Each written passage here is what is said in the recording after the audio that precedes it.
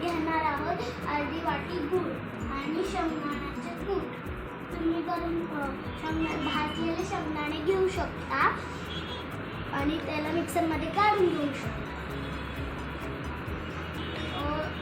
आता आपल्याला याच्यामध्ये मिक्स करून घ्यायचं आहे.